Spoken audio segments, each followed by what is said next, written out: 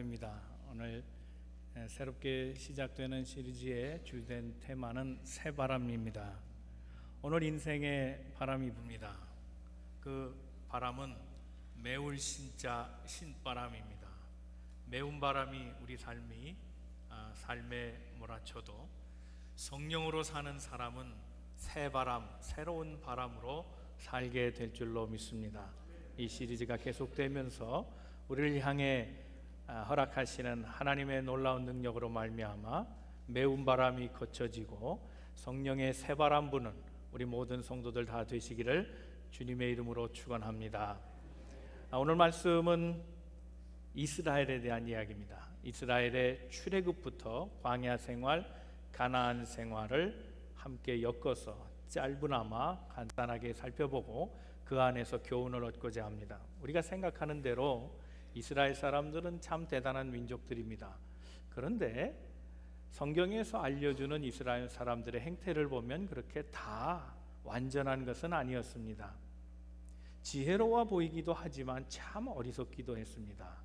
결단이 있는 것처럼 보이지만 어떤 때는 매우 우유부단했고요. 어떤 때는 정말 완전한 순종을 하는 것 같지만 불평과 불만이 있어서 하나님의 말씀을 거역하기도 했던 그런 민족입니다. 그런데 하나님은 이 민족을 끝까지 받아주시고 참아내 주시고, 그래서 연약한 그들, 미성숙한 그들을 가나안 땅으로 옮겨주셨습니다. 생각해보면 우리 인생도 그렇습니다. 우리도 이스라엘 사람들처럼 그렇게 연약합니다. 믿음이 있다가도 믿음이 떨어지기도 하고, 하나님의 말씀이 그립다가도 세상이 더 그리워질 때가 있고, 순종하며 가는 것 같지만 어떤 땐 또 내 길을 걸어갑니다. 그러나 기억할 것은 이스라엘이 그랬던 것처럼 하나님은 여전히 우리를 받아주시고 우리를 안아주시고 끝까지 버리지 아니하시고 축복해 주신다는 약속, 그거 하나 주님께서 지키기 위하여 우리를 좋은 것으로 인도해 주시는, 즉 우리의 삶이 신바람 나게 하시는 하나님인 것을 기억하며 오늘 말씀을 통해서 우리를 도우시는 하나님 바라보고 삶의 신바람이 계속되는 은혜 받은 성도로 살아가는 우리 모든 성도들 되시기를 다시 한번 주님의 이름으로 축원합니다. 우리 옆에 분 서로 권면하시고 말씀 듣겠습니다. 하나님은 오늘도 당신을 향한 계획을 가지고 계십니다. 첫 번째 우리가 나눠볼 말씀은 하나님의 마음입니다. 하나님은 우리의 작은 것 하나까지도 귀하게 보시는 그런 분이시라는 겁니다.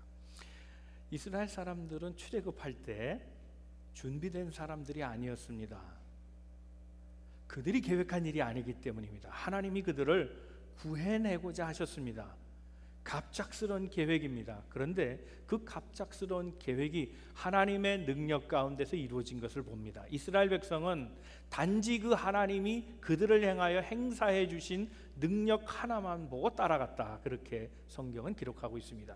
출애굽기 14장 31절 말씀입니다. 다 같이 한번 이 말씀 읽겠습니다. 시작. 이스라엘이 여호와께서 애굽 사람에게 행하신 그 큰 능력을 보았으므로 백성이 여호와를 경외하며 여호와와 그의 종 모세를 믿었더라. 하나님의 능력만 보고 간 겁니다. 그 자체가 중요합니다. 그들이 어떠했다라는 것이 중요하지 않습니다. 사실 그들은 준비된 사람들이 아니잖아요. 그들은 여전히 연약했습니다. 성숙하지 않은 사람들입니다. 노예 생활에서 벗어나지 못했습니다. 노예 근성으로 살아간 사람들입니다. 그러므로 영적인 축복을 받을 만큼 그들이 아직 미처 자라나지 못한 상태였는데 그들은 하나님의 능력을 보고 쫓아가기 시작했다는 겁니다. 홍해를 만납니다.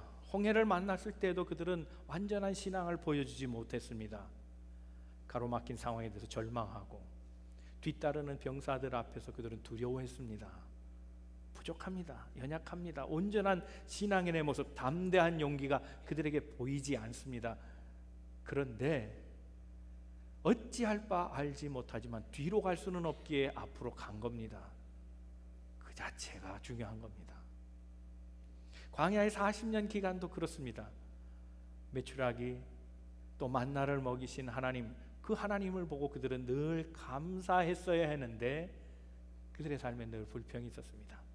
물이 부족하면 물 없어요 항의하고, 고기가 먹고 싶을 때는 고기를 먹고 싶어요 마늘 주세요 옛 생활로 돌아가려고 했던, 전진하면서도 끊임없이 뒤를 바라보고 후회하고 연민했던 그런 삶의 모습, 불완전하고 미성숙한 모습으로 주를 따라갔다는 겁니다. 그러나 그럼에도 불구하고 그렇게 생각을 하든 어쨌든 간에 따라간 것이 중요합니다. 가나안 땅에 들어갔을 때도 그들은 미성숙함을 드러냈습니다.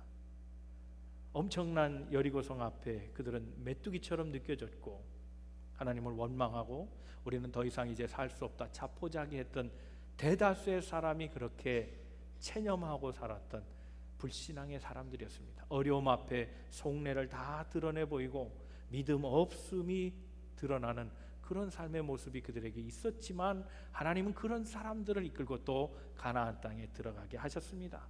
그 말씀 붙잡고 따라간 것, 그것이 중요합니다. 혹자는 이렇게 생각할 수 있습니다. 상황이 그렇게 몰고 가니 어쩔 수 없이 한 것도 믿음입니까? 결론을 말한다면 그렇습니다. 믿음입니다. 기도하는 사람 보고 폄하할 수도 있습니다. 저 사람은 지금 방법이 기도밖에 없어. 다 막혔거든. 그러니 저거는 신앙이라기보다는 어쩔 수 없이 하는 행위일 거야 라고 말하지 마십시오. 그럼에도 불구하고 기도하는 것은 신앙입니다. 어쩔 수 없이 하는 일이지만 그것도 신앙이라는 겁니다. 신앙생활 할 때 헌금이 기준이 될 때도 있습니다. 헌금을 제대로 신앙생활 하면서 하시는 분들은 헌금을 안 하는 분을 대해서 폄하할 수도 있습니다. 아니, 신앙인이라면 헌금을 해야지. 칼빈의 얘기를 얘기 안 해도 마음의 회개와 주머니 회개는 다 이루어져야 된다는데 마음의 회개만 하고 주머니 회개 안 하면 그게 온전한가? 그렇게 말할 수 있겠지만, 그러나 그렇지 않은 사람의 입장도 있습니다. 꼭 신앙생활이 헌금으로만 해야 되는가? 네, 그것이 믿음이 아니라고 말하는 헌금하는 사람도 있지만 그것이 믿음이라고 생각하는 사람도 있습니다. 그렇습니다. 그것도 믿음입니다.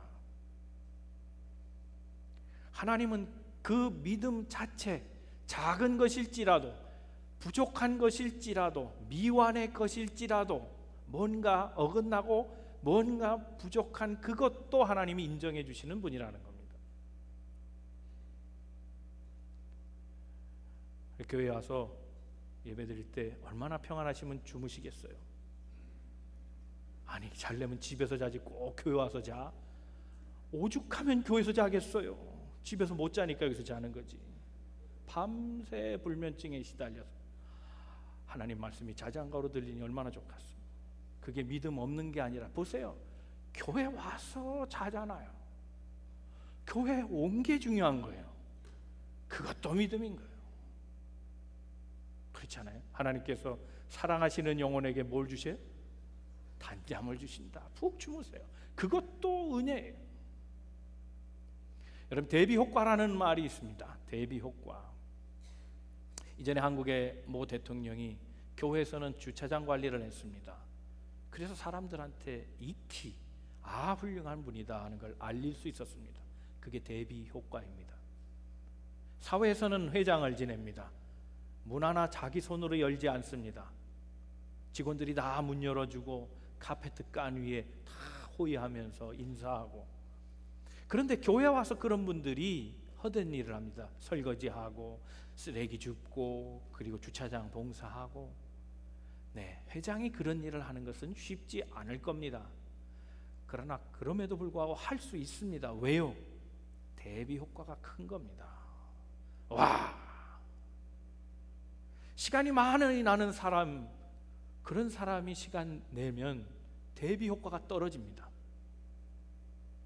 시간 없는 사람에게 부탁합니다. 그런데 그 사람이 해내면, 아유, 그렇게 바쁜 분이 이렇게 수고를 해주시다니 대비 효과가 큽니다. 그러므로 여러분, 정말 중요한 것이 뭡니까? 자그마한 봉사에 칭찬해주고 격려해주고 힘을 실어주는 겁니다. 대비 효과가 작은 사람은 일하기가 어렵습니다. 설거지를 하더라도 그렇게 생각합니다. 저 사람은 주 6일 내내 설거지하고 식당하고 그걸로 생계하다가 교회도 저거 해. 이런 소리 들으면 봉사 못합니다. 저 사람은 청소가 잡인데 교회에서도 청소하고 이래버리면 못합니다. 대비 효과가 낮은 사람, 그래서 그거라도 하나님 앞에 봉사하려고 교회 신앙생활을 그렇게, 그 출발을 그렇게 봉사의 마음으로 하는 사람들을 격려해 주십시오. 그게 하나님 마음입니다. 하나님은 이스라엘의 작은 것을 붙잡고 큰 것을 주시기를 원하시는 분이었습니다. 시작은 미약했지만 그 미약한 자들을 끝까지 놓지 않고 끌고 가시는 분. 생각해 보세요. 수준 이하라고요? 도대체 하나님 앞에서 수준을 얘기할 사람이 누가 있습니까? 사람끼리야 수준을 얘기할 수 있습니다. 그러나 우리 모두는 다 하나님 앞에 수준 이하입니다. 하나님 앞에 우리가 언제나 충성하고 있나요? 우리의 공과를 자랑할 수 있는 것이 무엇이 있습니까? 우리의 겸손을 얼마나 얘기하겠습니까? 우리의 충성을 얼만큼 증명할 수 있겠습니까? 우리는 다 하나님 앞에 불충한 자고 수준 이하입니다. 그러나 하나님은 그 수준 이하인 우리를 끝까지 사랑하사 우리를 위해 은혜 주시기를 원하시는 분입니다. 신바람, 그것은 작은 시작에서부터 시작하는 겁니다. 자그마한 충성을 귀히 여기시고, 자그마한 봉사를 칭찬해 주시고, 자그마한 섬김을 박수를 쳐주시고, 즐거워하고 함께 나눌 때 우리 교회는 이 작은 충성들이 모여서, 작은 헌신들이 모여서, 작은 섬김들이 모여서 신바람 나는 교회로 만들어가게 될 것입니다. 그런 신바람 이루는 우리 교회가 되기를 주님의 이름으로 축원합니다. 두 번째 생각할 것은, 하나님은 우리가 진짜만 배우기를 원하고 계신다는 겁니다. 하나님, 우리가 정말 배울 것을 배우고 배우지 말아야 될 것을 하나님 배우지 않기를 원하시는 것이 하나님 마음입니다. 그게 부모 마음 아니겠어요? 자식을 키우면 자식들이 다 좋은 것만 배우고 살아가고 나쁜 건 안 배웠으면 하는 마음이죠. 그런데 우리 인생은 자꾸 나쁜 것에 마음이 가요. 그렇죠? 그래서 날마다 훈련하지 않으면 우리가 나쁜 것을 배우게 돼 있어요. 하나님은 이스라엘에 대해서 그렇게 마음을 갖고 계세요. 오늘 우리가 2절 3절 읽었습니다만 3절만 한번 다시 한번 읽어보겠습니다. 다 같이 읽겠습니다. 시작.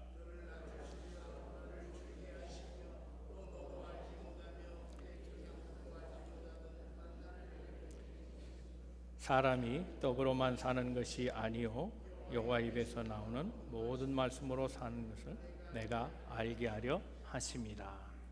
자, 이스라엘을 말이죠, 애굽에서 건져내 가지고 바로 가나안 땅에 들어가게 할 수는 없었나요? 할 수 있으셨을 것 같아요. 그렇죠? 왜요? 하나님이시니까. 이집트에 나와서 바로 가나안 땅에 들어가시는 것 하나님 못 하시는 분이 아니라, 그럼에도 불구하고 광야를 두신 건 하나님의 어떤 의도가 있다는 거예요. 그 의도를 지금 설명해 주신 거예요. 이스라엘 사람들을 광야로, 앞부분을 다시 보여주세요. 전반부 보면 광야로 이끄신 것은 너를 낮추시며 너를 줄이게 하시며 또 알지 못하는 내 조상들도 알지 못하는 만나를 먹이신 것은 이유가 있는 거예요. 낮추신 이유가 있어요. 사람은 떡으로만 사는 것이 아니고 하나님으로 산다, 그걸 가르쳐주기 위하여 낮추신 거예요. 광야의 시간은 낮추는 시간이었다는 거예요. 하나님은 우리가 다 낮아지기를 원하십니다. 그걸 배워야 돼요. 그게 진짜예요. 우리가 이 훈련을 하지 않으면 우리 인간의 본성은 자꾸 높아지려고 하는데 문제가 있어요. 여러분, 교만이라고 하는 것이 높아진 상태를 말하잖아요. 그런데 교만을 온도계로 표시하자면 온도가 높아진 거예요. 색깔로 표시하면 빨갛게 된 거예요. 빨갛게 돼요. 그것은 부패하기 쉽다는 거예요. 온도가 높다는 것은 부패하기 쉬워요. 수산시장을 생각하세요. 생선이 온도가 높으면 금방 상하잖아요. 그래서 생선은 항상 얼음에 놓잖아요. 소금을 뿌리고 얼음에 놔야 신선도가 유지되죠. 겸손은 마치 그것과 같아요. 온도계로 하자면 온도가 뚝 떨어져 쿨되어 있는 거예요. 그래야 오랫동안 신선도가 보관되는 거죠. 보장이 되는 거예요. 인생이 마찬가지입니다. 교만하면 올라갔다 좋은 것 같아도 금방 변질되고 금방 상해버려요. 인생이 맛이 가요. 신선하려면, 오래 가려면, 사람이 사람다우려면 겸손해야 된다고요. 그래서 하나님은 겸손을 좋아하시고 교만을 미워하신다 그랬어요.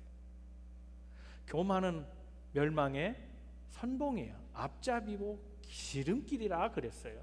겸손히 살 길이라 얘기하셨어요. 세상에서도 그걸 가르칩니다. 손자의 병법 보면 손자 병법에 적을 이기려면 적을 교만하게 만들어라 그랬어요. 교만하면 지게 돼 있는 겁니다. 다윗을 보십시오. 어린 다윗이 거대한 골리앗을 이기잖아요. 어린 자가 높은 자를 이기는 겁니다. 겸손한 자가 교만한 자를 이기는 겁니다. 솔로몬을 보십시오. 솔로몬이 망한 이유가 부가 없어서입니까? 아닙니다. 지혜가 없어서입니까? 아닙니다. 솔로몬이 망한 이유는 국방이 약해서도 아니고 그가 실력이 없었던 것이 아니라 그가 교만했기 때문에 망한 겁니다. 야고보서 4장 6절 말씀입니다. 이 말씀 한번 같이 읽겠습니다. 시작. 그러므로 일렀으되 하나님이 교만한 자를 물리치시고 겸손한 자에게 은혜를 베푸신다.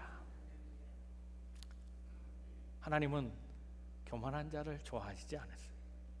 우리가 신앙을 배워야 한다면 잘 배워야 되는데 무엇을 배웁니까? 겸손을 배워야 하는 겁니다. 겸손을 배워야 돼요. 사랑하는 성도 여러분, 어떻게 겸손할 수 있습니까? 나를 죽이는 겁니다. 우리가 나를 죽이지 아니하면 계속해서 자기가 드러나게 돼 있거든요. 나를 버리는 게 얼마나 어려운지 몰라요. 코끼리가요, 서울에 갔대요. 서울에 가니까 온갖 동물들이 있는데 돼지를 만난 거예요. 근데 돼지를 보니까 불쌍해 보여요. 야, 너는 어쩌다가 코를 밑둥까지 잘랐냐? 자기 기준이죠. 그렇죠? 자기 기준이에요. 지 코가 길다고 돼지 코 보고 잘렸다고 생각하는 거예요. 그러다가 피노키오를 만났대요. 근데 피노키오가 생각을 하더래요. 내가 이 세상에서 거짓말 제일 잘하는 놈인 줄 알았더니 저놈이 더 거짓말 잘해. 코가 기니까. 사람은 다 자기 입장에서 모든 걸 생각해요. 자기 기준으로 말하고 자기 생각으로 말하고. 신앙인은 그렇게 하지 않습니다. 신앙인은 모두가 다 자기를 죽이고 하나님 기준으로 살아야 된다. 이 예배 시간을 소중하게 생각하십시오. 매우 귀하게 생각해야 합니다. 왜요? 예배 시간은 결국 궁극적으로 말하면 내가 죽는 시간입니다. 구약의 제사를 생각해 보세요. 구약의 제사는 제물을 드리는 제사예요. 그 제물이 살아있으면 안 돼요. 제물을 죽임으로 그 단 위에 올려놓고 하나님과 내가 화목되는 거예요. 제물이 죽는 시간이 예배 시간이에요. 그렇다면 오늘의 제사는 제물을 드리지 않을진데 누가 제물입니까? 내가 제물인 겁니다. 내가 죽는 시간이 돼야 된다는 겁니다. 내가 죽을 때 겸손이 생기는 겁니다. 그래서 로마서 12장 1절 말씀에 우리를 살아있는 제물로 하나님 앞에 드리라고 말씀합니다. 너희를 하나님 받으실 만한 거룩한 산 제물로 바치는 것, 그것이 너에게 필요할진데 그렇게 사는 삶은 하나님이 뜻이 무엇인지를 생각하고 사는 삶이라고 얘기해 줍니다. 로마서 12장 2절 말씀입니다. 다 같이 말씀 읽겠습니다. 시작.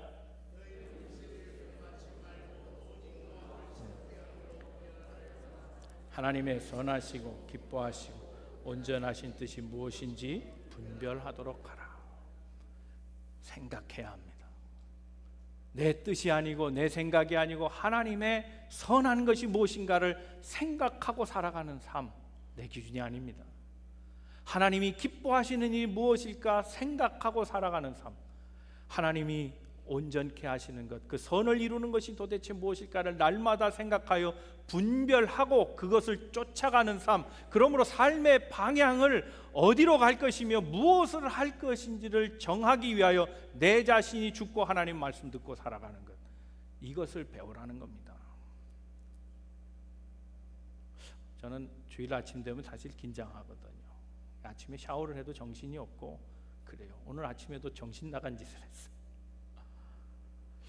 면도를 하는데요, 아니 면도기가 이게 쑥쑥 미끄러지는 거예요. 이게 수염은 안 깎이고 자꾸 미끄러져요. 왜 그런가? 아무리 생각해도 왜 그럴까? 그러면서 계속 하는데 안 깎여요. 수염이 그냥 미끄러나는 거예요. 왜 그런가? 다시 찾아봤더니 쉐이빙 그 크림이 그걸 한 게 아니고 샴푸를 발라놨어. 정신 나갔어. 샴푸를 발라놓고 미끄러진다고 계속 그러고 있으니 정신이 나갔어요. 정신이가요, 친구 이름이 정신인데 친구가 정신이한테 전화를 했대요, 집에다. 근데 정신이가 안 받고 정신이 엄마가 전화를 받았어요. 정신이 있어요? 그랬더니 정신이 없다 그러더래요. 정신이 언제 나갔어요? 그랬더니 언제 나갔는지 모른다. 정신이 언제 들어와요? 요즘 정신이 왔다 갔다 해서 모르겠다는 거예요. 우리가 그렇게 살아요. 정신이 언제 나갔는지, 언제 들어올지 맨날 정신이 들어왔다 나갔다가, 이건 그리스도인인지 아닌지 정신이 없이 살아요. 하나님의 뜻이 무엇인지, 내 뜻대로 살고 있는지 정신없이 살고 있어요. 세대를 분별하고 살아야 되는데, 내 뜻이 아니고 하나님 기준으로 살아야 되는데 나는 죽지 아니하고 계속 내 주장만 하는 그런 삶을 살아가고 있다. 오늘 우리가 우리 자신을 살펴보고 우리가 하나님의 말씀을 얼마나 듣고 살아가냐, 분별력 있는 삶을 살고 있는지를 늘 생각하고 살지 아니하면 안 됩니다. 하나님의 뜻은 우리로 하여금 저 낮은 데로 삶을 내려가라고 말씀하고 계십니다. 그것이 하나님의 뜻을 분별하고 살아가는 삶의 모습입니다. 우리는 교만하여 늘 높은 데로 가려고 합니다. 그렇습니다. 우리의 신앙은 높은 곳으로 나아가야 합니다. 천국을 향해 나아가는 신앙이 돼야 됩니다. 그러나 우리의 삶은 낮은 데로 가야 되는 겁니다. 우리의 영성과 우리의 실제의 삶은 정반대 방향인데, 우리의 삶은 높아지려고 하고 우리의 영성은 저 밑으로 떨어지고 있는 것이 오늘 우리의 정신 나간 삶의 모습이다. 우리의 신앙은 고귀해야 합니다. 그러나 삶은 예수처럼 해야 됩니다. 마태복음 11장 19절 말씀에 세상의 사람들이 예수를 비판한 얘기를 주님이 듣고 그렇게 풀어서 얘기하시는 말씀을 봅니다. 바리새인들이 예수를 향해 공격합니다.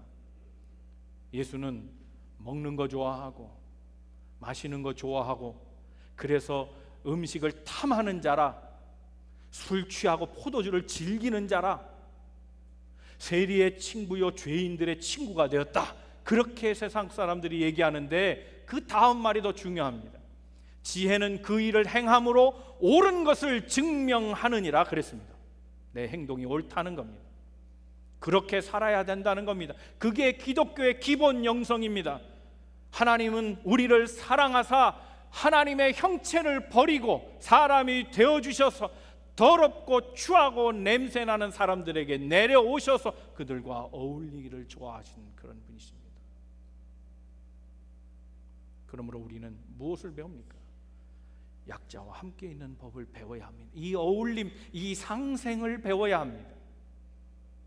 병자와 함께하는 마음을 가져야 합니다. 가난에 처한 사람들의 마음을 함께 이해하는 자리에 있어야 합니다. 실패를 경험한 사람들, 외로움 속에 있는 사람들, 그래서 연약한 사람들, 아니 죄인이 아님에도 불구하고 죄인 취급을 당하는 사람들을, 그들을 함께 함으로 그들을 위로해주고 세워주고 새로운 길을 만들어주는 주님과 같은 삶을 배우는 그런 사람이 되어야 되는 겁니다. 바리새인은 능력이 있었습니다. 그러나 그렇게 하지 못했습니다. 왜요? 가짜이기 때문에 그렇습니다. 그러나 예수님은 비난 상관없습니다. 그래도 괜찮았습니다. 왜요? 진짜이기 때문에 괜찮은 겁니다. 가짜는 비난을 못 견딥니다. 그러나 진짜는 정직함으로 진실임으로 옳은 일을 행함으로 넉넉하게 행할 수 있는 겁니다. 오늘 우리가 진짜 신앙이 되려면 연약한 자들과 함께 있을 때입니다. 교회 신바람은 높은 곳에서 불지 않습니다. 낮은 곳에서 바람을 일으킵니다. 약자들이 함께함으로 연약한 자들이 서로 웃음을 회복하고 기쁨을 회복하고 감사가 많아지고, 그래서 그 신바람이 소용돌이쳐서 교회에 풍성해지는 역사들을 만들어가는 것, 그것이 하나님이 우리를 향해 원하시는 삶의 모습인 것을 기억하시고, 교만은 배우지 않아도 알 수 있는 것이기에 그것을 따라하지 마시고, 훈련함으로 낮추시는 하나님, 그 낮추심을 감사하고 낮은 자리에 내려가서 하나님의 뜻대로 그것을 잘 배워 삶의 따뜻한 바람을 불어내는 새 바람을 만들어가는 우리 모든 성도들 다 되시기를 주님의 이름으로 축원합니다. 세 번째 생각할 것은, 하나님은 우리에게 말씀대로 살도록 원하신다는 겁니다. 말씀대로 살면 신바람이 납니다. 우리가 이게 3절 읽었죠? 다시 한번 말씀을 읽어볼까요? 후반부가 중요합니다. 이제 읽겠습니다. 시작. 너를 낮추시며 너를 줄이게 하시며 내 조상들도 하지 못하던 만나를 내게 주신 것은 사람이 떡으로만 사는 것이 아니요 여호와 입에서 나오는 모든 말씀으로 사는 줄을 내가 알게 하려 하십니다. 사랑하는 성도 여러분, 하나님이 낮추시는 사람들이 있습니다. 의도적으로 훈련의 시간입니다. 그런데 하나님이 낮추시는 사람들은 하나님밖에 안 보입니다. 하나님밖에 안 보여요. 그 말씀을 붙잡고 이겨내시기를 바랍니다. 이스라엘 백성이 광야로 들어갔잖아요. 광야에 무슨 소리가 들립니까? 아무 소리가 안 들려요. 광야는 동물 소리를 들을 것도 아니고, 광야에는 오직 하나님의 소리밖에 들을 수가 없는 거예요. 그것 때문에 하나님의 소리를 들으라고 세속의 소리에서 광야로 하나님의 음성 듣게 하기 위하여 하나님 불러내셨다는 거예요. C.S. 루이스가, 저는 C.S. 루이스를 매우 좋아하는 사람 가운데 하나입니다만, 그런 말을 했어요. 하나님이 우리에게 말씀을 주실 때에는 오직 한 가지 이유밖에 없다. 오직 순종하라고 그 말씀을 주신다는 거예요. 이스라엘 백성 보세요. 그들은 자격이 없어요. 공로도 없어요. 온전하지도 않아요. 미성숙하고 부족해요. 그러나 하나님이 그들에게 이김을 주시고 가나안 땅을 주셨어요. 여리고성을 무너뜨려 주셔서 신바람 나는 인생으로 바꾸어 주신 거예요. 어떻게 그렇게 됐습니까? 이스라엘 백성이 하나님 말씀 붙잡고 갔기 때문이에요.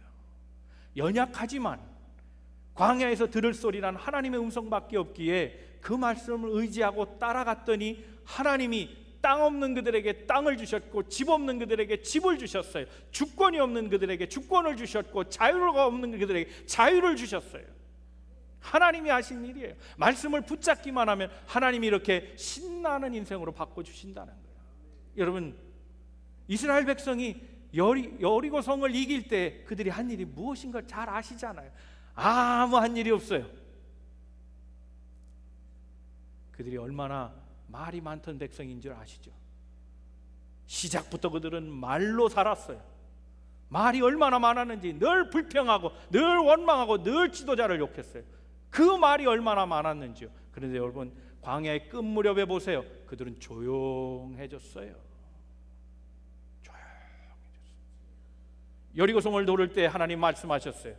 6일 동안 반복하라. 한마디도 하지 말고 반복하라. 성을 뺑뺑 돌라. 그랬더니 이스라엘 백성이, 그 말만 던 이스라엘 백성이 조용하게 따라갔어요. 훈련의 결과예요.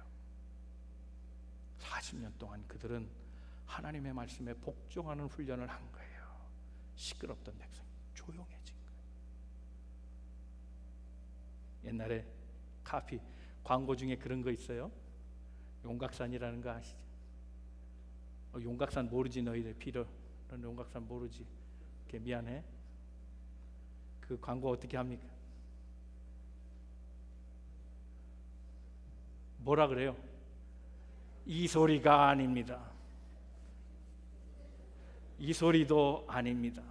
용각산은 소리가 나지 않습니다. 소리가 나는 건 가짜입니다. 유사품에 주의하십시오. 교회도 마찬가지입니다. 사람의 소리가 나는 건 교회가 아닙니다. 유사품에 주의하십시오. 사람이 모아서 합의를 만들고 단합하여 소리를 내는 것이 교회가 아니라, 교회는 조용하여 내가 하나님 내용을 알고 하나님의 음성 말씀하시는 것에 따라가는 것이 교회인 줄로 믿습니다. 이스라엘 백성은 6일 동안 아무 말하지 않고 순종하고 갈 때 하나님이 복 주셨어요. 그렇구나, 네가 이제 훈련됐구나. 7일 때 말씀하십니다. 소리 질러. 그건 아직 너지. Put your hands up. 소리 질러. 소리 질러. 단지 함성 하나로 성이 무너졌습니다. 하나님께서 하신 일입니다. 말씀을 붙잡고 따라가기만 했더니 하나님이 그들의 인생을, 그 가나안의 큰 문을, 닫혔던 문을 열어주시고 가나안 땅에, 젖과 꿀이 흐르는 땅에 신바람 나게 들어가게 하셨어요. 말씀을 붙잡고 살아가니 하나님이 신나게 하신 것입니다. 사랑하는 성도 여러분, 하나님께서 낮추실 때 아픕니다. 힘듭니다. 어렵습니다. 그러나 말씀을 붙잡으십시오. 하나님이 고단 속에 있고 아픔 속에 있고 연약함 속에 있고 실패 속에 있고 외로움 속에 있는 사람들, 말씀 붙잡고 살아갈 때 하나님이 그 인생을 신나게 만들어 주실 줄로 믿습니다. 제 말씀을 정리합니다.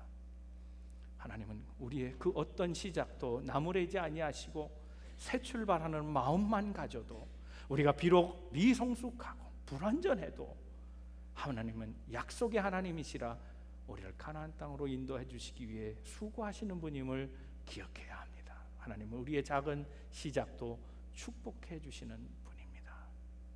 하나님은 인생의 과정 속에 우리를 겸손케 하사 정말 신앙인으로 배워야 될 것을 가르쳐 주시는 분이기에 그 말씀을 순종하고 살아가십시오.